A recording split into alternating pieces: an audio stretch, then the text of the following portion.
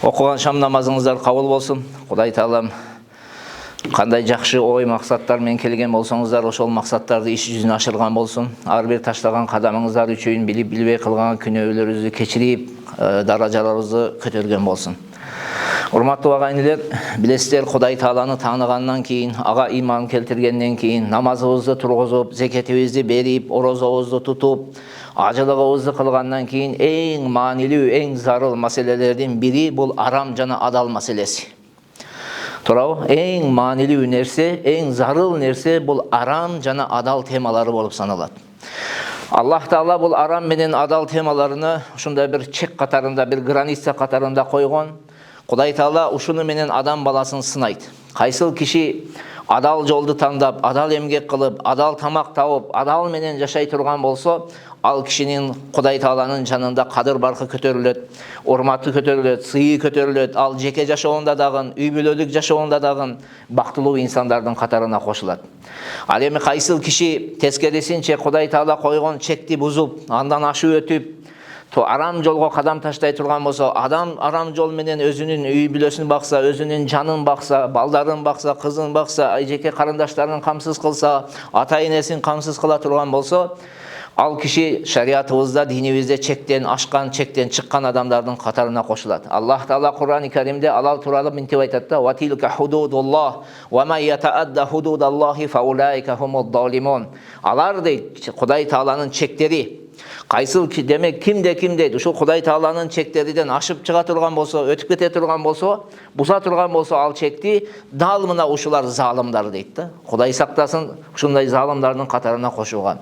Билесиздер, бир эрежени жакшы эске алышыбыз керек. Аллах Таала адал кылган нерсе гана адал, Аллах Таала арам кылган нерсе арам. Эч ким адал арам темасына эмне кыла албайт, киргише албайт. Шариатта Аллах адал кылган, Құдай Таала адал кылган нерсе адал, Құдай Таала арам кылган нерсе арам болуп. Ушул эрежени жакшы эсибизге алышыбыз керек. Андан башка бизде бир адам бул адал, бир арам дегенге эмнеси жок, укугу жок. Ошону жакшы билишибиз керек. Биздин динибиз башка диндер сыяктуу, мисалга еврейлердин дини сыяктуу бар го. Өзүнчө бир адам чыгып алып, бүгүн бир нерсени адал кылып, эртеси кайра ошол нерсени арамга чыгара турган дин эмес. Биздин динибиз кыямат күнүнө чейин Аллах Таала адал жана арам кылган нерселер бар. Ал нерсе ошол бойдон эмне болот, калып кете берет. Бул бир эреже. Ушул эрежени бул эмне болот? Караңыз, Аллах Таала ошол адал менен арамды карасаңыз, адалды мыйзамдаштырат да, башкача айтканда. Адалды шарият рухсат берет. Ал не үчүн? Ал себеби адам баласына ылайыктуу, адам баласына жараша турган нерсе да. Адам баласына жараша турган нерсени динибиз адал кылып койгон да.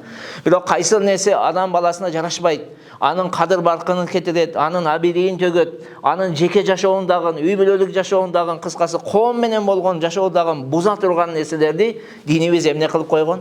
Арам кылып койгон да. Кыскасы кайсыл нерсе адал болсо, ал бизди бактылуу кылат, кайсыл нерсе арам болсо, ал бизди бактысыз кылат. Шуну жакшы билип алышыбыз керек. Бул эреже Аллах Таала адал кылган нерсе адал, арам кылган нерсе арам. Бүгүнкү күнү бирок коомчулукта ушундай ислам банкингини, исламдагы азыр каржылоо дейбиз го, ислам каржылоону терең түшүнбөгөн биздин ага-инилерибиз, кээ бир ага-инилерибиз интернет булактарына чыгып, ислам каржылоону терең түшүнбөгөндүктүн натыйжасында бул бир комплексный бир неме да, мурабаха дегенибиз. Ушуну терең түшүнбөгөндүктүн натыйжасында мурабаха бул арам экен, мурабаха мындай экен, тигинде экен, мындай жерлер туура эмес экен деп көптөгөн бир суроолорду эмне кылып атат? Элдибиздин ортосуна таштап, аны ошондой бир элди бир башаламандык алып кетип атат да. Башаламандык дебейли, бир элдин пикири бузулуп атат да, ошонун туура эмес маалымат жеткендиктен. Ошон үчүн ошол нерсени бир тактап коюш үчүн азыр ошону бир иретке салып, балким сиздердин убактыңыздар азыраактыр, эми кечирим сурайбыз. Бирок ошол нерсени бир бөлүп түшүндүрүп алсак аябай жакшы болот да. Себеби бул нерсени билүү бизге маанилүү өтө. Коомчулукту биз каласак, калабасак, биз калайбызбы, калабайбызбы? Бүгүн адамдар эмне кылат? Азыр биз риба дейбиз да, сүткорлук дейбиз. Сүткорлук арам дейбиз. Арам дейбиз, бирок арамдан адамдар баш тартты. Жоқ, кайра эле рибаны барып алып атат да, туурабы? Ошон үчүн ислам ааламындагы эң улуу аалымдар, эң күчтүү аалымдар чогулуп, мына ушундай бир исламский банкинг, ислам каржылоо деген бир фатваларды чыгарып, кыскасы ошо бир китептерге чогултуп, ушундай бир фатваларды берип, ислам банкингине эмне кылып атат? Бизге арам сүткорлукка каршы альтернатива катарында сунуштап атат да. Адамдар арамга батып кетпесин, арамдан чыксын, адал соода кылсын, адал эмгек кылсын, адал тамак тапсын дейт. Себеби билесиздер, арамдын канчалык деңгээлде зыяны бар экендигини. Эми сөздү узартпай, токотор жерге келели. Караңыздар, биринчи суроо мурабаха менен рибанын ортосунда айырмасы жок деп туруп, кээ бир агайынелерибиз ушинтип айтып атышат да. Мурабаха эмне, мунусу эмне? Баары бир экөө теңинин үстүндө эмне кошулуп атат? Акча коюп сатып атат дейт да. Жок, урматтуу агайын. Биздин бул пикирибиз, бул дал пайгамбардын доорунда болгон. Пайгамбардын доорунда болгон түшүнүккө ылайык болуп атат. Пайгамбарыбыздын доорунда дагы мушриктер ошол доордагы сүткорлор келип алып, минтип айтышат да. Аузу биллахи минаш шайтанир ражим. Иннамал байу мислу риба. Чындыгында соода сатык бул риба сыяктуу эле. Алар да ушинтип айтышкан да вактында. Соода менен сүткорлукту экөө бирдей деген. Түшүнбөгөн. Экөөнүн үстүндө дагы эмнеси бар? Акча коюлуп, пайда киреше түшүп атат. Ошол себептен соода менен рибанын ортосунда айырмасы жок. Соода адал, риба дагы адал деген түшүнүктү айтышкан. Бирок Аллах Таала алардын сөзүн жокко чыгарып, силердин сөзүңө туура эмес деп туруп, минтип айтат. Ва ахаллаллахул байа ва харрама риба. Аллах Таала соода сатыкты адал кылып, сүткорлукту арам кылды деген сөздү айткан. Көрүңүздөр, соода сатык эмне экен динибизде? Адал, риба, арам. Эми муну ажырата билиш үчүн биз менен сиздер азыр учурда мына ушул жерде отуруп алып, экиге бөлүшүбүз керек. Адал соода, арам соода. Арам соодалардын түрү көп. Мисалга кумар сыяктуу соодалар бар, алдоолор бар, башка нерсеси бар. Биз бирок сүткорлукка гана токтололу. Себеби мурабаха менен мунун ортосундагы айырмачылыктарды айтышыбыз керек. Сүткорлук, кайра айтайын, динибизде арам кылынган нерсе. Азыр алга токтолобуз. Качан сүткорлук болот? Мурабаха эмне? Динибизде адал кылган соодалардын аттары бар. Мурабаха деп коёт, таулия деп коёт, мусавама деп коёт.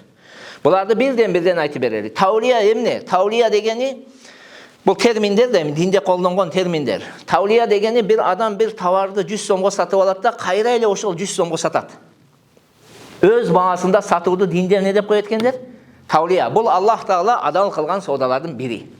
Экинчиси бар мусавама. Мусавама дегени биз базарга барабыз дагы, бир магазинге бардык, базарга бардык, бир буюмду сатып алып жатабыз. Ошол жерде жанагы товар канча сомго келип түшкөндүгү, канча сомдун үстүнө коюп кондугу бизге белгилүүбү же белгилүү эмеспи? Белгисиз. Муну мусавама деп коет. Биз соодалашабыз дагы, ошол нерсени алып кете беребиз. Көрдүңүздөрбү? Соодалашабыз, соодалашпайбыз кейде даже. Тура магазинде соодалашпайбыз, базарда соодалашыбыз мүмкүн эми. 1 сом түшүп бериңиз, 10 сом түшүп бериңиз деп. Бирок негизинен жалпы алып караганда биз соодалашпай эле алып кете беребиз. Соодалашып эле алып кете беребиз базарга барганыбызда. Ошондо биз жанагы товардын үстүнө сатуучу продавец канча сом коюп жаткандыгы, канча сом наценка коюп жаткандыгы тууралуу такыр маалыматыбыз жок. Туурабы? Бул сооданын атын эмне деп коет экендер? Мусавама деп коет. Соодалашасың, алып кете бересиң. Үчүнчүсү мурабаха дейбиз мына биз. Мурабаха эмне? Мурабаха дегени бул мына телефон болсо, ушул телефон продавецке канча сомго келип түшкөндүгү, жана мунун үстүнө канча сом наценка коюп клиентке саткандыгы так дана клиентке белгилүү. Ушуну мурабаха деп коет. Эсиңизден чыгарыңыз. Мурабаха десе эмне экен? Товар сатуучуга, продавецке канча сомго келип түшкөн, анын үстүнө канча сом коюп туруп, экинчи жакка да кардарга саткандыгы, кардарга маалым болгон сооданын түрүнү эмне деп коет экендер? Мурабаха деп коет. Түшүндүңүздөр? Канча сомго түшкөн деп атам, көрдүңүздөрбү? Канча сомго сатып алган деген жерим жок. Себеби бул товар, мисалга Кытайдан алдыра турган болсоң, Кытайда мунун баасы 30 000 болушу мүмкүн. Туурабы? Анан Кытайдан Бишкекке келгиче жанагы жол кире катарында бир 7 сом үстүнө, 7 000 үстүнө эмне болушу мүмкүн? Кошулушу мүмкүн. 37 000ге түштүбү? Клиентке келип Бишкекке энемеге, сатуучуга 37 000ге келип бул жерге токтолду. Эми эмне болот? Бул киши дагы 7 000 сом үстүнө кошот дагы сизге 44 000 кылып эмне кылат? Сатат. Ушуну клиент так дана билет. Бул 37 000ге тигиге келип түшкөн, 30 000ге алды, 7 000 жол кире болду, 7 000 үстүнө койду дагы мага сатты деп так билсе, мына ошону мурабаха деп коет. Түшүнүктүбү? Бул көрүңүздөр, бул жерде мурабаха дегенде акчаны оборотко салуу эмес, акчаны товар сыяктуу айландыруу эмес бул. Бул кадимкидей эле базардагы товарды сатып алып, кайра сатуу системасы. А билбеген адамдар муну сүткорлук сыяктуу деп коюп атат да. Сүткорлор эмне кылат? Акчаны берип коет да, акчаны товар катарында берип айландыра берет, анын үстүнө не түшө берет? Акча түшө берет. Бул ажырата албагандар ушул жерде. А кээде бизде мындай түшүнүк бар да. Бул жерде пайыз деп аталып атпайбы? Пайыз деген сөз, урматтуу агайындар, дайыма эле пайыз деп аталса ал арам эмес. Ал пайыз дегени бир математикалык эсеп. Туурабы? Мисалга, мен азыр бүгүн айтам да, окуучулардын, медресенин окуучуларынын мына жерде 30% сабакка катышты. Арам болуп калды бул пайыз деген сөздү колдонгондугум үчүн. Бул жөн эле математикалык бул эсеп да. Бир адам товарды сатып алды, үстүгө койду, ошонун 30% үстүнө эмне кылды? Кошту деп коет да. Анын мааниси үстүгө наценка кошту деген сөз. Товарды алып саткан кезде ал наценка деп аталат. Ал эми риба эмне? Муну риба эмне дегенди токтолгучак, жакшы бир нерсени айтып алайын. Эгерде мурабаха арам боло турган болсо, анда биздеги базардагы бүт соодалар арам. Неге? Себеби базардагы бардык эле ошондой бир товарды сатып алып, өзүнүн наценкасын коюп, сизге сатып атат, бага сатып атат. Туурабы? Жандай эмеспи базарда? Же магазинде андай эмеспи? Көрүңүздөр, ошон үчүн мурабаханы арам деп айтыш бул өзү туура эмес. Эми риба эмне? Риба дегенде биз бир нерсени жакшы үйрөнүп алышыбыз керек. Пайгамбарыбыз саллаллаху алейхи ва саллам Кудай Таала Куранда риба харам деп койду. Бирок кандай риба? Кандай болуш керек? Риба кандай болсо риба болот. Пайгамбар саллаллаху алейхи ва саллам өзүнүн хадиси бар. Хадисинде 6 нерсени гана атайт. 6 нерсени гана атаган. Ал кайсылар? Арпа, будай, курма, туз, алтын, күмүш. Канча нерсе экен? 6 нерсе. Ушул нерселерди айтат. Бири-бирине бартер кылган кезде будайды будайга, арпаны арпага дейли, алтынды алтынга, күмүштү күмүшкө бартер кылган кезде эмне болуш керек? Экитен тарабы бирдей болуш керек, анан колмо-кол болуш керек дейт. Мындай нак болуш керек дейт да, насыя болбош керек дейт. Эгерде бир тарабы ашыкча боло турган болсо, же бир тарабы насыя боло турган болсо, ал эмне болуп калат экен? Риба болот, харам болот. Түшүндүңүздөр? Мына ошол бирдей болгон нерселер бартер кылганда, будайды будайга алмаштырганда, мисалга 100 килограмм будайды 101 килограмм будайга алмаштырсаңыз, 1 килограмм не болду? Мына карасаңыз да. Ашыкча болду, көрдүңүзбү? Бирдей болуш керек эди да, 100-100гө. 1 килограмм риба болуп калды. Же 100 килограмм нак будай берип, күзүндө 200 килограмм будай алам дедиңиз. Бир тарабы эмне болду? Көп дагын болду, дагын эмне болду? Насыя болуп калды. Бул да эле риба болуп калат. Бирдей болгон нерселерди алмаштырганда, бир тарабы көп дагын болсо, бир тарабы насыя болсо дагы эмне болуп калат экен? Риба болуп калат. Эми ушул хадисти айткандан кийин аалымдарыбыз, биздин Ханафи мазхаб эмне деген бир эреже чыгарат. Мындан эреже чыгарыш керек.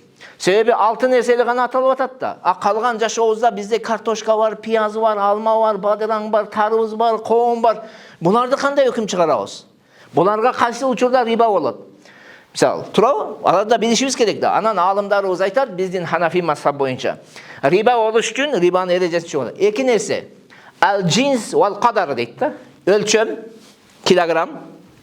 Эмнеси болуш керек? Жанагы джинс дегенде бирдей нерселер болуш керек. Ошон үчүн жанагы 6 нерсени биз 2 класска бөлөбүз. 2 класска. 4-өө будай, арпа, курма, туз, булар кайли деп коет. Кайли дегени бул идиш менен өлчөлүп сатыла турган нерселер. Идиш менен мурунку доорда, пайгамбарыбыздын доорунда со деп коет эди. Мына медресе окуган балдар угуп жаткандыр да, 2-нчи курстар, иншалла. Со деп коет. Со дегени бул 3 килограмм, 200 грамм, 3 килограмм, 500 грамм тегерегинде бата турган бир идиш бул. Ошончо будай батат анын ичине. Экинчи түрү вазни деп коет. Вазни дегени бул тараза менен өлчөлө турган нерсе. Ага алтын менен күмүштү киргизди. Эми эгер канчалык учурда базарда сиздер немени көрүп атасыздарбы? Бир киши будайды идиш менен өлчөп сатканын көрүп атасыздарбы? Жок, бирок кыямат күнүнө чейин Абу Ханифа менен Имам Мухаммаддын көз карашы боюнча будай, арпа, курма, туз кыямат күнүнө чейин булар салт өзгөрсө дагы өзгөрбөй турган түр неме болот. Идиш менен өлчөлө турган нерселердин катарына кирет.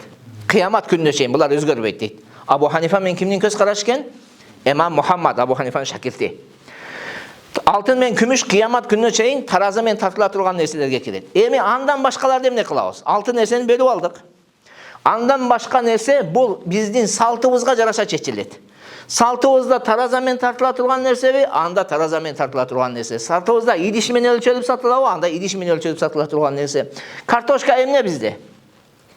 Тараза, туурабы? Картошка тараза, пияз тараза, тарбыз тараза, коон тараза. Көрдүңүздөрбү? Мына ушундай болуп бөлүнүп калды. Өз эле бөлүндү. Идиш менен, анан немен сатыла турган нерселер килограммдап. 2 класска бөлдүк. Идиш, анан эмне?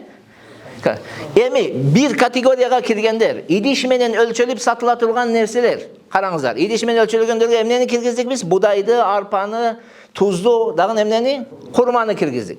Эми будайды будайга алмаштырган кезибизде, жакшы эске алыңыздар. Будайды будайга алмаштырган кезде бирдей нерселер да булар. Bir жагы көп болсо дагы, bir жагы насия болсо дагы эмне болот дедик?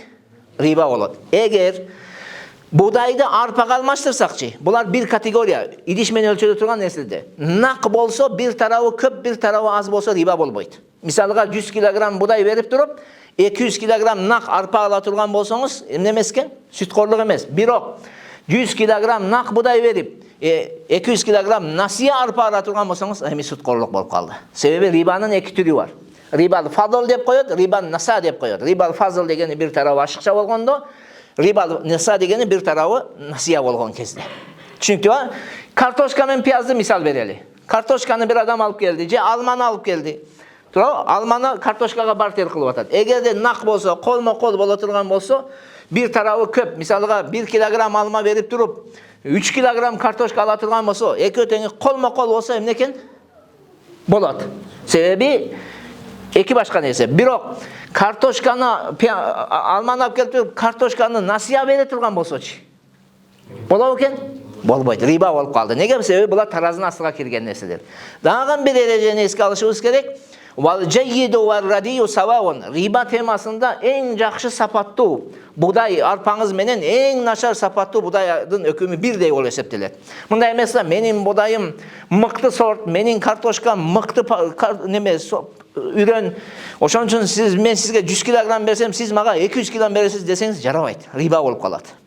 Мына бул нерселер айылда жашагандар жакшы билет. Айылда жашагандарда ушул нерселер башыбыз менен, баш аягыбыз менен бул рибага киргенбиз биз. Эмнеге? Себеби азыр акырына чыгарайын, акырында иншалла. 100 кг будай беребиз дагы. Айылда ошондой го 100 кг үрөн беребиз дагы. Күзүндө эмне кылабыз? 200 кг үрөн алабыз да. Барбы ошондой айылдарда? Ошол рибанын дал өзү да. Картошка беребиз дагы, күзүндө картошка алабыз. Барбы ошондой? Бар. Айыл жерлерде биз буга толугу менен киргенбиз да.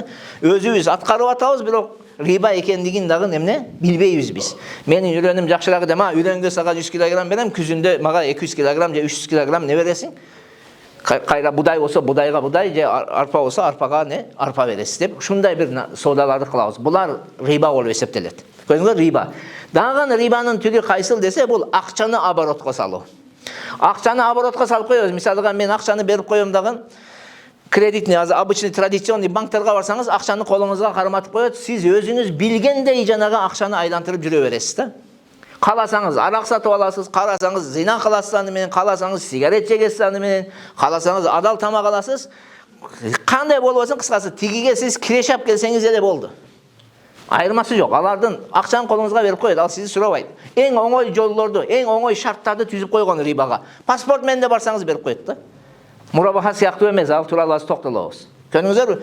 Риба дегенде эмне экен? Акчаны, мисалы, азыркы банктардагы риба бул акчаны эле оборотко салып коюу, акчаны товар катарында айландыруу. А бирок мурабаха дегенибиз эмне экен? Товарды сатып алып, кайра экинчи жакка сатуу. Түшүнүңүздөр, товар сатып алып, кайра сатуу. Товарды сатып алат, өзүнүн менчигине киргизет банк. Андан кийин экинчи келишим менен сизге эмне кылат? Сатат. Мына ушуну мурабаха деп коет. Бирок бул жерде айта турган нерсе, биздеги мурабаха кичине комплексный. Комплекс деген түшүнөсүздөр. Мындай бир канча нерседен, келишимдерден куралган бул. Bizdeki murabahаны hazır bir misal maşine satkan, tiyaq satkan ballar düşünbeyle rassrochkаны murabaha ile murabaha dep kıykırıp atat da. Al düşünbeydi al beçara al murabaha emne ekendigini bilbeydi. Murabaha degen söz бұл жаңағы мен айтқан соғда 10 сомға сатып алдыңыз, 11 сомға түшті, үстіне 2 сом қойып 13 сомға саттыңыз, ошол мурабаха. Ал жердегі тиги жигиттер кыйкырып аткан нерсе ал рассрочка деп аталат. Бөлүп төлөө деп аталат. Ислам дини термин менен айтканда албай оби таксид деп аталат. Çünkü albay o bir taksit. Kebir adamga misalga naq satып алуу бөгүн экен. Кебир адамдарга бөлүп төлөө жолу менен сатып алуу бөгүн экен.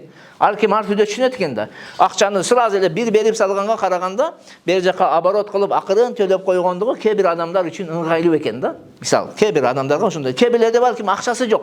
Айлыгын менен да ала берет да отуру. Аларга ошондой ыңгайлуу, бөлүп төлөө жолу ыңгайлуураак болот. Кыскасы биздеги мурабаха караңыздар, 3 нерседен турат. Birinci nerse murabaha, ikinci albay obit taksit, rassrochka, üçüncüsü agentskiy dogovor deb koyot. Qanday eken? Murabaha, rassrochka, agentskiy dogovor. Har birine murabahani tushundirdim. Rassrochka degeni bu oşol bölüp төлөө. Sizge bir tavarды satып алат дагын, üstüge özünün наценкасын коёт дагын. Мисалга 2 жылга же 3 жылга сиздин келишимиңизге жараша эмне бөлүп төлөөгө мүмкүнчүлүк түзүп берет. Mesela alganlar aranızda bal olsa düşünüyor bu derseni. Bir jildeki. Birok bu jerdeki risk emne de. Bölüp төлөөдө biz banklardagı bu karalgan belgilүү bir dataga toktolup çıkıp ketет. Birok jeke adamlar sooda kılgan kezde keyde tuura эмес нерсеге кирип кетишет. Kantip? Misalga jeke bir işkerge barsanız maşineni satsa men sizge murabaha men satam deyt dagın 1 жылга alsanız 30 сом deyt, 2 жылга alsanız 40 сом деп koyot. Anan eki datanın birine toktol oyturup janağı klient basıp kete beret. Maşineni alıp. Oşondo dana haram soodaga kirgen bolat. Haram sooda dep mına uşunu aytat. Sebebi Peygamberimiz sallallahu aleyhi ve sellem aytat: "Naha an bay'atayni fi bay'atin." Bir kelişiminin içindeki iki soodadan tıygan Peygamber dedi. Anı kanday dese siz iki datanı ataysız, klient oşol iki datanın birini tandap, oşogo toktol boyturup alıp kete beret tavardı. Mına oşolunun Peygamber tıygan, bu haram soodanın katarına kiret. Oşon üçün rassrochkadagı bir korkunçlu jeri uşul. Biz belgilүү bir dataga emne kılışыбыз керек? Toktoluşubuz керек. 1 жылга alanbı, je 3 жылга alanbı, je 5 жылга alanbı. Toktoluş керек. Oşondo cenadagı emne bolot? Tak malum bolat da siz 10 сом kaldınız mı, je 20 kaldınız mı, je 30 kaldınız mı? Dinimizde cena belgisiz bolsa aldayda tuura эмес соодаlardын katarına kirip ketet. Cenadan taktalış gerek. 30 сом mu, 40 сом mu, je 50 сом mu dep. Risk uşul jerde bar da. Banklarga barsanızlar birini tandoogo sizge neme beret? Tandаңыз дейт да. 1 жылга alasızmı je 2 жылга? Oşogo jaraşa anan sizge kelişim tüzüp beret. Düşünsene. Üçüncüsü emneken agentskiy dogovor. Agentskiy dogovor degeni bol oşol klienti özünü bank birinci ökül kılat, vakil kılat. Vakil kılat. Klient özü barat dagın bank barat tavardı tavat. Özü misal maşine algısı kelebi, emne algısı kelse oşonu tavat dagın birinci bankka satıp al beret. Bir banktın mençigine satıp alat banktın atынан. Anan ekinci kelişim menen kayra bank aga emne kılat? Satat. Bu jerde dagın risk var. Kanday risk var? Egerde agentskiy kelişim tüzgön adam bilbese barıp alıp turup kokus Kuday saktasın özüne satıp alsa soda işi tasas çıkıp ketet da. Çünkü oşon üçün bankka barganda düşündürөт. Siz birinci kimge satasız? Satıp alasız, bizge satıp alasız. Anan ekinci kelişim menen biz sizge emne kılıp berебиз? Sizge satıp berебиз deyt. Birinci banktın mençigine ötkөрөt, anan ekincisi oda menen al jaka satış gerek bolot. Uşul jerde bir risk var. Anan kebir adamlar düşünbeyt da. Janagı nemenin koluna akçanı karmatıp koysa, agentin koluna akçanı karmatıp koysa, bu sütkorluktagı bank siyaktı öyle olup kaldı, o akçanı nemenin koluna karmatıp koydu deyt da. Atemne, janagı klientin koluna karmatıp koydu. Ereje boyunca, mümkünçülük boluşunca biz emne kılışыбыз gerek? Üçüncü bir jaktı agent kılışыбыз gerek. Birok hazır uçurda bir tuğanın işinin artıdan çurkap bütürbeyt da. Ata balanın işini, bala atanın işini bütüre turgan doğru emес. Hazır men kantip aytam. Misalga Abdurraşit Karike, siz men ordumdan uşul bankka банктын өкүлү болуп, мен банкка бар сатып алып бериңиз, анан мага сатасыз деген мен кантип айтам аны? Ал бул кишинин өзүнүн иши бар да, өзүнүн жумуштары бар, эч ким антип чуркап жүрбөйт. Анан бир банктын ишчиси өзү жалгыз бардыгына үлгүрөбөйт да. Кантип үлгүрөт? Ушунча биз бир күндө 30-40 клиент келе турган болсо, ар бирине өзүнчө барып, мунусуна барып сатып алып берип, мунусуна барып сатып алып бергенге мүмкүнчүлүк жок. Анан ага көп киши ишке алайын десеңиз, ага ал бирине айлык төлөп бериш керек. Ошон үчүн оптимизация дейт го бизде. Оптимизация максатында бизде банктар эмне кылат? Ошол клиентти өзүнө вакил кылат, өкүл кылат. Анан клиент банкка сатып алаттан кайра сатат. Бул бир. Экинчиси, өткөндө суроо болду. Шарият боюнча ошол бирөөдү биз агент кылдыкпы? Ошол кардарды эгерде өзүнө агент кыла турган болсок, анда биз акчаны кимге которбошубуз керек? Агентке которбошубуз керек. Түз сатуучуга которуш керек. Банк түз сатуучуга. Ооба.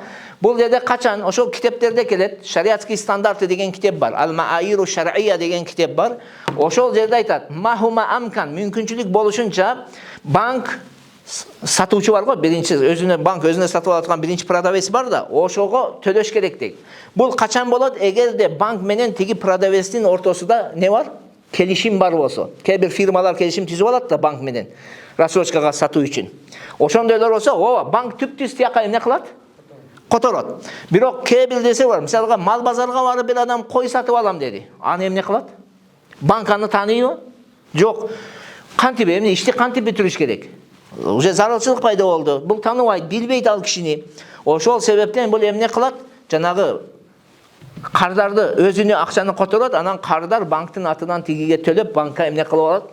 Сатат. Ошон үчүн китепте келет: "Махума амкан", мүмкүнчүлүк болушунча түз сатуучуга которсун дейт. Мүмкүнчүлүк жок кезде, болгон кезде вакилге, агентке өзүнө которсо эмне дейт? Болот дейт да. Бул шариатский стандарты деген китептерде ачык айкын келген маселе.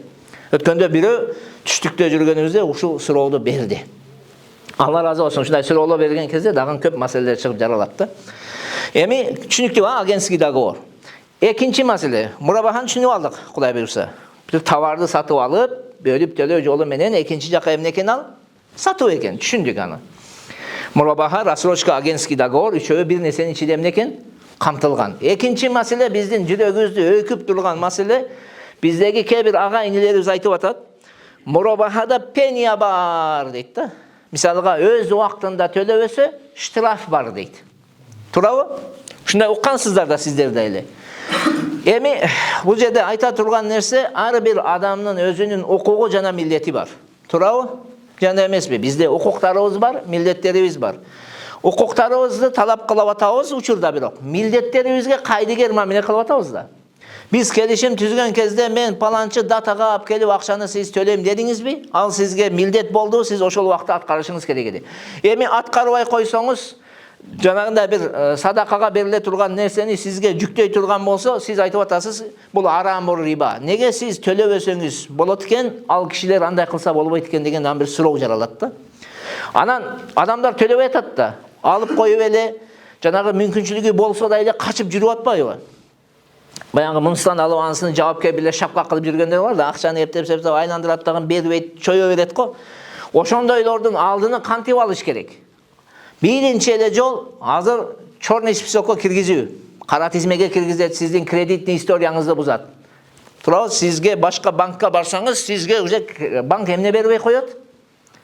Рассрочкага, жанагы мурабахага эч нерсе алып бербейт. Себеби мындай карайт, сиздин уже кредитный историяңыз бузулган, сизге бербейт. Бирок муну менен да эле маселе чечилбей атат да. Анан алымдарыбыз изилдеди. Эмне кылабыз? Кандай кылсак адам баласы ушул өзүнүн милдеттерин так аткара турган болот. Эми жашоодо ушундай экен. Адам баласы бир нерседен коркпосо аткарбайт экен да өзүнүн милдетини. Мисалга, светофор турат да.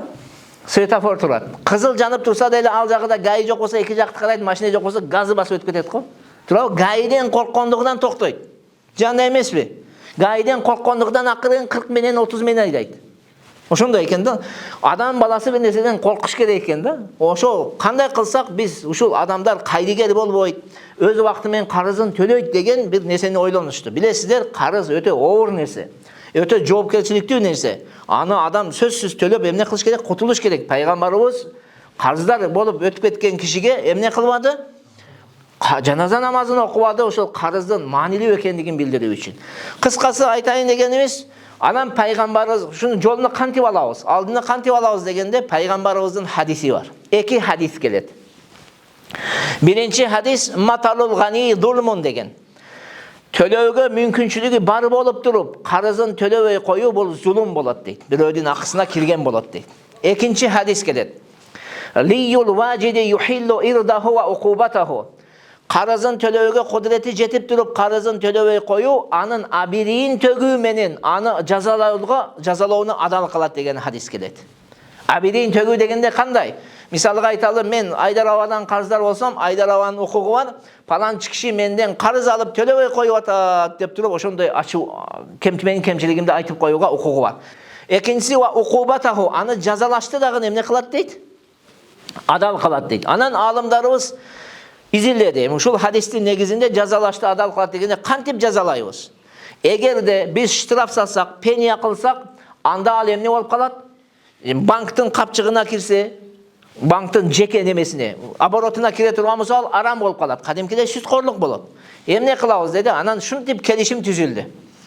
Жанагы келишимде биз дайыма айтабыз шу жерде. Келишимди дайыма окуп туруп анан кол коюш керек да. Келишимди окуп анан кол коюш керек. Бизде келишимди окубай туруп эле кол коебуз да. Чала-бала окуп алып эле өткөндө бирөөгө айтсак, мен 15-20 минут вакытымды алат экен дейт. Бирок сиз 15-20 минуттун ичинде мурабахасы азыркы банктардагы ислам каржылоонун ички механизмин үйрөнүп аласыз 15 минутта. Кантип жүрөт ал? Жанагы сырттан турган кишиге чындап эле штраф болуп атат. Ал пения болуп атат, ал арамдай көрүнүп атат да. Бизде эле ушундай сырттан карасак ошондой. Бирок ички механизмини, ички немесини алып карасаңыз келишимде минтип жазылып турат. Эгерде мен убакыты менен ушул акчамды төлөбөй турган болсом, өз ыктыярым менен эмне кылам? Садака кылам деп жазылган. Өз ыктыярым менен дейт. Ошондо өзүнө өзү эмне кылат? Милдеттендирет. Мен өзүм эмне кылам? Милдеттендирем, мен садака кылам деп. Ал барат дагы банкка түшөт, атайын шот бар, ошого түшөт, бирок банктын несине кирбейт? Оборотуна кирип кетпейт. Ал түз ошол кайрымдуулук фондко кетет. Түшө турган болсо ошол кайрымдуулук фондко кетет.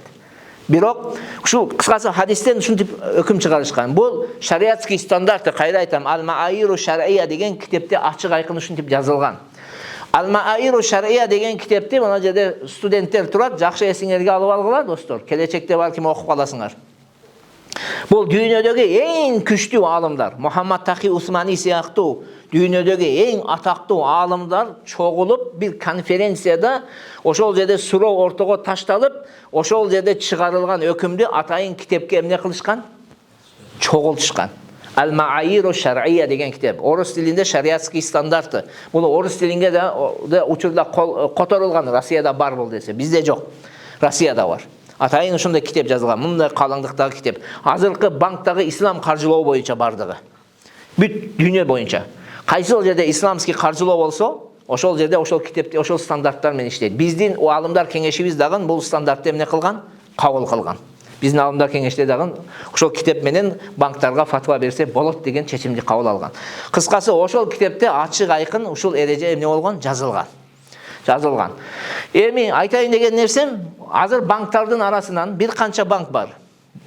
Айыл банкта исламский терезе бар. Чүңүздөр, улуттук банктан атайын лицензия алышкан исламский.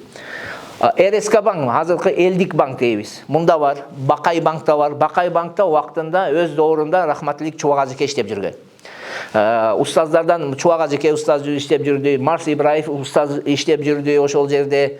Кадыр Маликов деген устаз иштеп жүрдү вакытында да. Азыр эми бир аз Чубак ажеке кайтыш болгондон кийин ал составтары өзгөргөн. Азыр Марс Ибраев бар, бирок калгандарыны жакшы билбейм. Кимдер бар экендигини. Ошондой эле Айыл банкта дагы ошондой шариатский совет бар, атайын аалымдарыбыздан куралган. Элдик банкка дагы ошондой, анан М банкта дагы ошондой. М банкта мен иштейм, Олжобай устаз иштейт, Олжобай Алимбеков деген устаз, анан Эмир Андартегин деген бар, таанышсыздар болуш керек. Ошол үчөөбүз иштейбиз. Ошол сыяктуу эле кичинекей микрофинансовый немелер, исламскийлер дагы бар. Микролар бар да. Мисалы Кутбер деген бар мисалга. Ал жерде дагы ошондой атайын шариатский совет болот. Алар аудит кылып ошол арам адал жагыны бардыгын эмне кылып турушат? Көзөмөлдөп турушат. Ар бир исламский терезеси ачылган банкта 3төн эмне болот?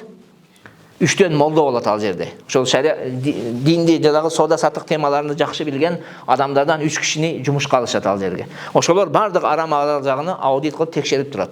көзөмөлдөп турат. Кыскасы ошондой ошол нерсе эмне болуп калды? Кабыл болгон жанагы штраф. Штраф эмес экен, ал эмне экен? Садакага кете турган бир нерсе. Бирок ал кайра айтам, банктын жеке оборотуна түшпөйт. Түшсө харам болот. Ал сүткорлук түшпөйт, ал кетет.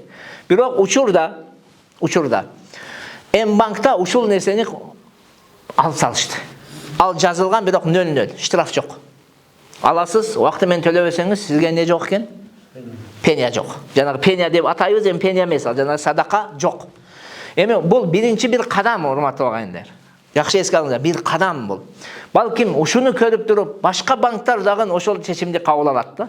Ушул нерседен кутулабыз. Балким муну көрүп Бакай банк ошону кабыл алат, Айыл банкы, Элдик банк, башкалар ушуну кабыл алышы мүмкүн. Бул жанагы рисктин алдын алуу үчүн эле бир коюлган бир садака пулу. Түшүнүктүүбү? Эми үчүнчү маселе бул жерде исламский банк. Эмне? Бир адам рассрочкага алды да. Анан 3 жылга алды. 1 жыл төлөгөндөн кийин нак акча чыгып калды да. Эми жаап салса банк бир бөлүгүнү кетсе болобу, болбойбу деген маселе. Кээ бир адамдар айтып атат, бул кечпейт экен, бул харам болот, бул сүткорлук болот деген сөздү айтып атат да. Бул кайра эле ошол динди түшүнбөгөндүктүн белгиси. Мисалга, жөнөкөй соодада мен байкеден машинесин сатып алдым. 6 айдан кийин төлөйм деп. Анан 5 айда төлөдүм. Бул киши мага не ошол сумманы төлөтөбү же арзаныраак кылып береби? Ошол сумманы төлөш керек да. Сиз келишим түзгөнсүз да. 10 сом деп уада бергенсиз, мен 10 сом төлөйм деп. Ошону эле төлөшүңүз керек. Анан берки жигиттерибиз түшүнбөй, кайра эле динди терең түшүнбөгөндүктөн, балким бир жерден туура эмес информацияны угуп алгандыктан эмне деп атышат? Кечпейт экен, болбойт, бул харам дейт да, туура эмес. Кайра. Бул жерде мунун жообу мындай болот. Бизде 2 хадис бар ушул тууралуу. Бир адам насияга бир нерсени сатып алды, насия сатып алды. Алдын ала төлөй турган болсо, keçiş керекпи же keçпеш керекпи десе, 2 хадис келет. Биринчи хадис тыят, keçкенге болбойт дейт. Экинчи хадис эмне кылат? Болот дейт. 2 хадис бири-бирине эмне болду? Карама каршы болбойт деген хадисти биздин мазхаб башчыбыз Абу Ханифа дагы колдогон хадистерди. Биздин мазхаб. 4 мазхабтын алымдардан ошондой риваят бар да, keçүүгө болбойт дейт. Келишилген эмне болсо ошону төлөш керек дейт. Эми ушул 2 хадис карама каршы болду да бири-бирине. Шариатта bir ereje var. Mümkünçülük boluşunca hadislerden başını biriktirip tavfik dep koyot. Hadislerden başını biriktirip amal kılış gerek. Hadislerge ушундай карама каршы кылып салбай, өкөнүн başını biriktirip bir seçim çıkara turgan bir erejeni колдонуш керек. Алымдарыбыз бул жерде Имам Джассос деген алым бар.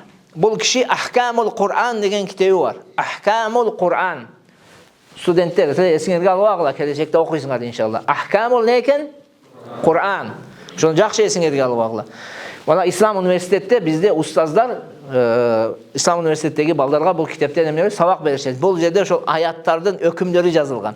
Ошол жерде кыскасы Имам Джассас рахматуллахи алейхи мына ушул 2 хадисти келтирип, өкөнүн башын бириктирип мынтип айтат. Эгер дейт, келишим түзгөн кезде, келишим түзүп атабыз да биз кардар менен. Шарт коюлса дейт. Сен мен алдын ала төлөсөм сөз түрдө эмне кыласың? Keçesin деген шарт коюлса, анда тыюу салынган хадис менен амал кылабыз. Мүмкүн эмес анда кылууга болбойт. Эгер шарт кылынбаса, сатуучу өз инициативасы менен, өз ыктыяры менен продавец кетсе, анда мүмкүн деген хадис менен амал кылабыз дейт. Биз дагы ушундай чечим чыгарабыз. Түшүнүктүүбү? Бизде дагы ушундай.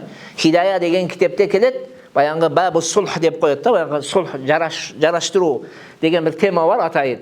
Ошол темада дагы жанагы карызды шарт кылып, жанагындай сен мен мынчасын берсем сен калганын кечесиң деп, же ушунчасын берсең мен калганын кечем деп ушундай шарт коюу бул эмне эмес, туура эмес деп Хидая китебинде да эле келген. Кыскасы, жанагы Имам Джассас ушул хадистердин башын бириктирип, бизге сонун бир шанс эмне кылып атат, түзүп берип атат. Ошондой эле шариатский стандарты деген китептерде дагы келет. Адам төлөсө калган бөлүгүнү тиги сатуучу кечүүгө не ыктыярлуу деп. Ыктыярлуу. Шыны жана ыктыяры бар. Каласа кечет, калабаса кечпейт. Бирок бизде Кудайга шүгүр азыр кечип атышат. Алдын ала төлөсөңүз, мисалга 5 айдыкын төлөдүңүз, анан 5 ай калды да. 10 сом болсо, үстүнө 5 сом коюп сатты сизге. Анан 5 сомдун 2,5 сомун төлөдүңүз, анан 10 сомду төлөгөнсүз.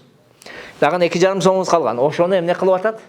Бизде кечип атат, Кудайга шүгүр. Бирок өз ыктыяры менен сиз ага шарт кылып, сөзсүз мага кечесиз деген шартты коюуга эмнеңиз жок, укугуңуз жок болуп калат. Түшүнүктүбү? Эми дагы бир маселе келип чыгат. Өткөндө бир молдобуз, бир дамылабыз келип, Жалалабадта өтө жакшы суроо берди. Алла разы болсун. Бирок ошол жерде аябай вакыт тары болгондуктан анан бүтүп калды да вакыт. Неме болуп, биз ошону жеткиликтүү кылып, бир толук жооп бере албай калдык. Ал-гурму бил-гунми деген не бар? Эреже бар. Ал-гурму бил-гунми. Эсиңерге кала, студенттер. Керек болот эми го силерге. Ал-гурму бил-гунми. Башкача айтканда, ким бир нерседен пайда таба турган болсо, ага жооптуу дагы болуш керек. Түшүндүңүздөр, пайда тапкан киши эмне дагы болуш керек? Кандайдыр бир кемчилик, дефект чыгып калса, отвечать дагы кылыш керек ага. Мисалга, банк сатып алды да.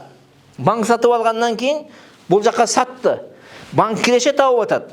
Анан бул жака барганда жанагы товарда эски бир кемчилик чыгып калды.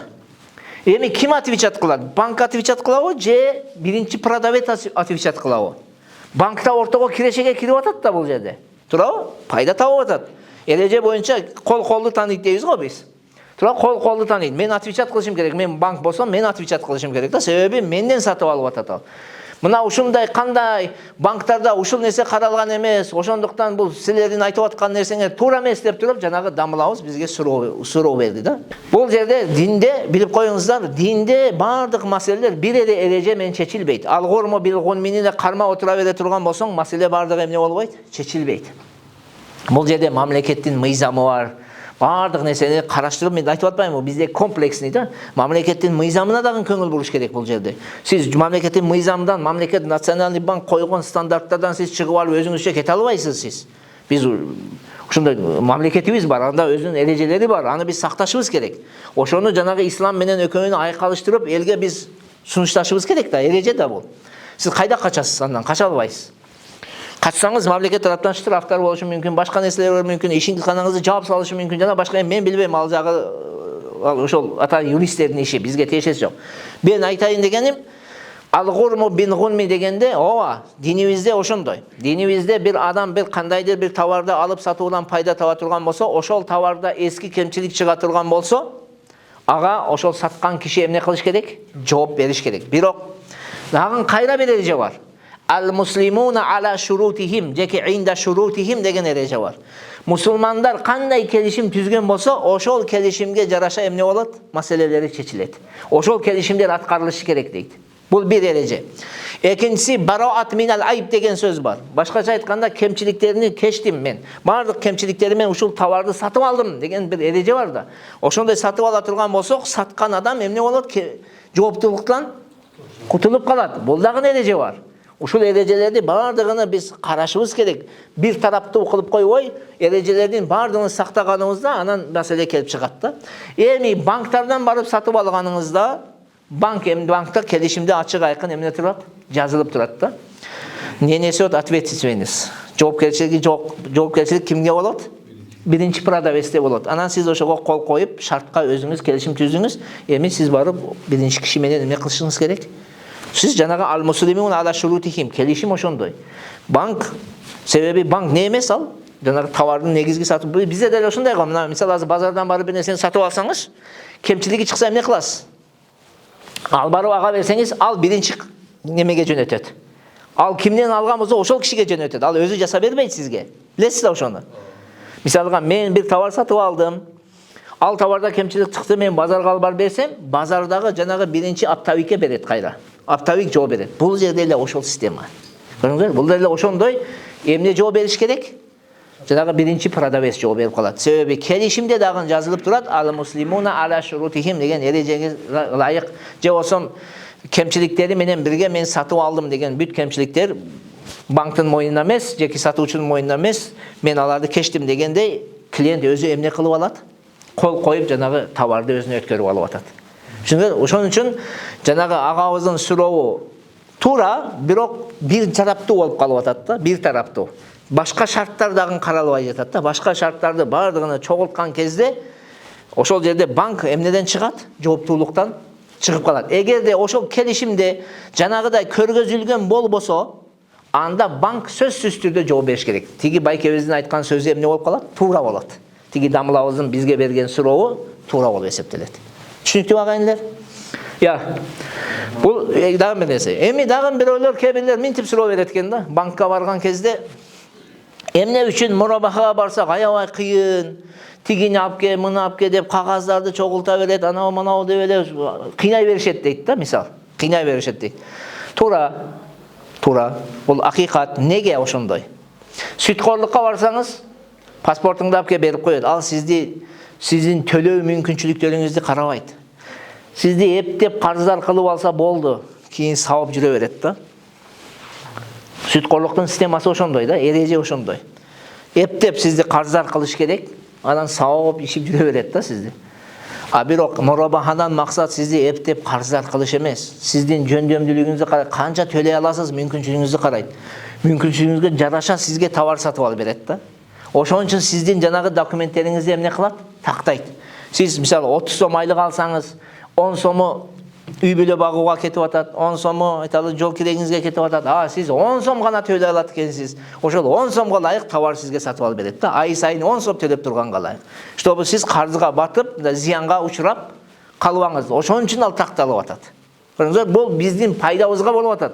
Балким бир күн, 2 күн чуркайбыз, но зато биздин мүмкүнчүлүгүбүзгө жараша товар алып, ошону төлөөгө бизде бир мүмкүнчүлүк, шанстар бар да.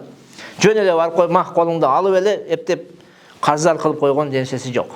Ушул жагын дагы эске алышыбыз керек.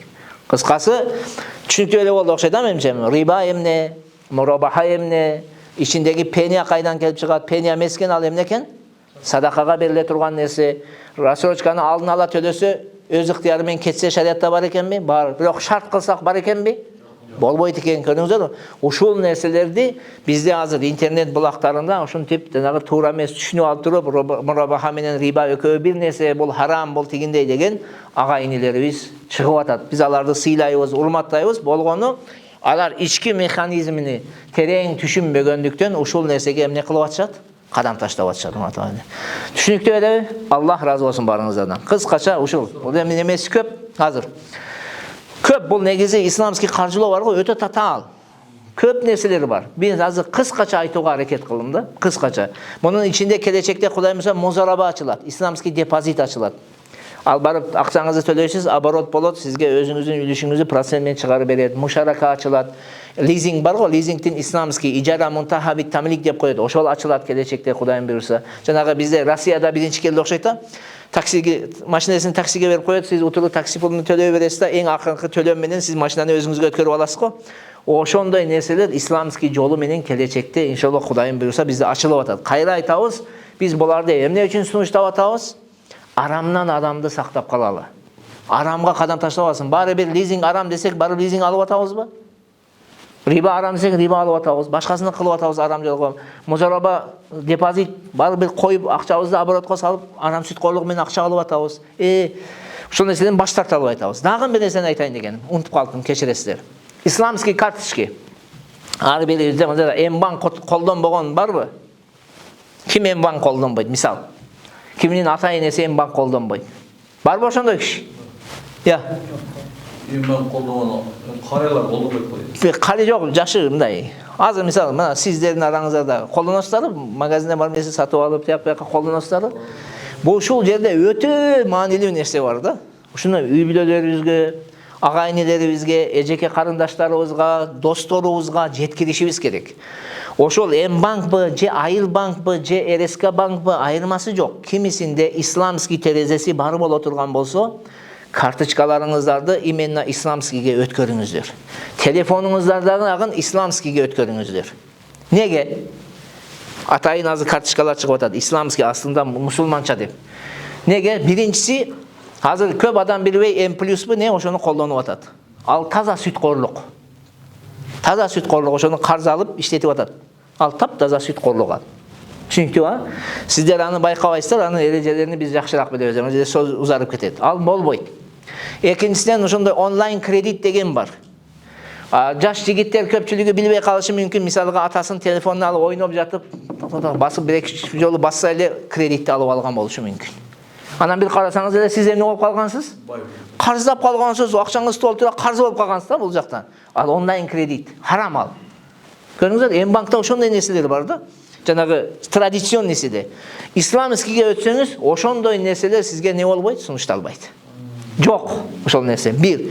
Экинчиден, дагы бир маанилүү нерсе, начисление деген сөз бар. Начисление за остатку деген сөз бар. Калдыкка, мисалга бир айда сизди мындай карап турат, ушунча 30 миң, постоянно 30 миңдей турду да сиздин немеңизде, кемибеди. Анан 0,005 ушунча пайыз сизге акча түшөт. Ошол таза харам да. Таза харам ал. Бонус эмес, ал бонус сиз товар сатып алганыңызда түшөт го, ал эмес. Бул сиздин картаңызда калгандыгы үчүн, акча калгандыгы үчүн сизге тияктан акча түшөт. Кошумча. Бул арамдын тазасы да. Түшүнүңүздөр да. Таптаза арам дегенден максат арам деген сөз. Көрдүңүзбү? Ошол нерселер бар да. Ошон үчүн исламскийге өтүш керек. Ислам сизге телефонуңуздардан бери өткөрүп алыңыздар. Баары бир ошол нерсени биз эмне кылып атабыз? Колдонуп атабыз. Исламскийге өтсөңүздөр, исламскийде кадимкидей ошол процесстер бар. Сиз төлөөлөр бар го, сизде бар. Магазинге барып ошо менен төлөө бересиз. Базарларда төлөө бересиз. Бири-бириңиздерге акча которо бересиз. Болгону арам нерселер сизге берилбейт. Ал өтсө болот. Ооба, аны көрсөтөбүз азыр. Түшүнүңүздөр, карточканы сөзсүз алмаштырыңыздар. И плюс исламский банкинг жагына дагы эмне кылып кетиңиздер? Жанагы телефондон бери которуп салыңыздар. Телефондон. Бул нерсе менен караңыздар. Бул жөн эле бир арамдан сактануу гана эмес, плюс адал жолду өстүрүүгө бир өзүңүздөрдүн салымыңыздарды кошуу болуп атат бул. Себеби любой банк эмнени карайт? Да, карайт. Где выгод дейт да. Пайда кана. Туурабы? Балар бизнесмен ислам көзү менен карабайт ал бизнесмен. Ненин көзү менен карайт? Киреше табуу, бизнес көзү менен карайт. Каякта пайда да? Где выгод да карайт. Эми турат да. Ал жерде исламский счет менен, мисал М-банкта исламский счет менен неме кредит счету бар го, өзүнчө. Экөө бири-бирине аралашпайт. Счеттор өзүнчө. Мында карайт. Исламский тарабында акча не түшүп атат? Көбүрөөк түшүп атат. Традиционкада акча не болуп кетти? Азайып кетти. Исламский выгод экенде балким келечекте Кудай Таала ошол кишини толугу менен исламскийге өткөрүп коет. Толук ислам каржылоо болот. Ошого мына жерде отургандар биз өзүбүздүн салымыбызды кошкон кишилерден болуп калабыз да. Бул бир сонун нерсе да, туурабы? Адамдарды арамдан сактап калдык. Адал нерсе элге эмне болуп жатат? Сунушталып жатат. Анан тиги традиционкадагы акчалар билесиздер, алар оборотто да обычно. Ал арам жакка деле айланып кете берет. Сүткорлукка берилип кетиши мүмкүн. Бир адам арак сатып атса, арак сатуу бизнесине кетип калышы мүмкүн, башкасына. Бирок исламскийге көрсөңүз, счету отдельный болгондуктан исламский жактагылар эч качан неге колдонулбайт? Арам жагына колдонулбайт. Кайра эле мурабахага колдонулат ал. Көрүңүздөр, кандай сонун маселелер бар да мунун ичинде. Ошон үчүн сиздерден сураныч, ар бириңиздерде мисалга М-банк бар. Мына ошол М-банкка киргениңиздерде жөнөкөй эле 1-2 эле шаг, мисал, азыр мен кыскача эле айтайын, кыскача. Главныйга киргениңиздерде сиздердин атыңыздар турат мына. Мисалы менин атым турат. Ошол жерге кирсеңиз биринчи эле тип банкинга деп турат мына. Тип банкинганы бассаңыз эле аны не турат? М-исламик деп турат. М-исламик жакка өтүп кетсеңиз эле берки счетторуңузду дагы, счетуңузду дагы бер жакка которойм десе, ооба деп басасыз. Счетуңуз дагы өтүп кетти, толугу менен сиз исламскийге өтүп алдыңыз. 1-2 кнопка. Көп нерсе жок бул жерде. Түшүнүктүү эдеби иншалла? Аллах разы болсун. Сөзсүз ушул нерсени кылышыбыз керек, урматтуу агайындар. Сөзсүз түрдө. Эми иншалла суроого кезек.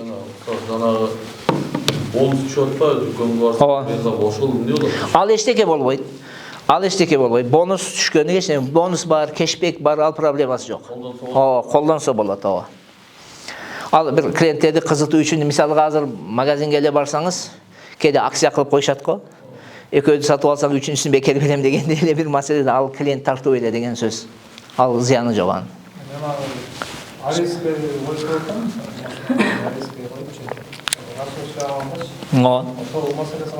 Кандай дедиңиз? Эгерде сиз башка нерсени бир күлөгө койгон болбосоңуз, машина сатып алдыңыз да. Анан ал чоң суммадагы азыр неме жок, азыр мындай эле берип атышат. Бирок чоң сумма боло турган болсо, машинеңиз кымбат болсо, ошол машинени өзүнүн неге коюп коет? Чтобы жанагы riskti алдын алуу үчүн кээ бир адам качып кетиши мүмкүн, төлөбөй коюшу мүмкүн. Ошол себептен арестке коюп коет. Сиз аны эмне кыла албайсыз, сата албайсыз. Ал нерсе шариятта бар. Ал арест дегени ал күрөө деген сөз. Бизде динде рахан деп коет. Залог. Залог деп коет. Залог шариятта бар да. Бул кайра эле эмнеден келип чыгып атат? Мусулмандардын несинен беке?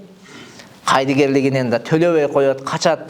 Анан алар зыянга учурайт. Ошол себептен анан тигини временно эмне кылып турат? Арестке коюп турат. Ал шариятта бар нерсе.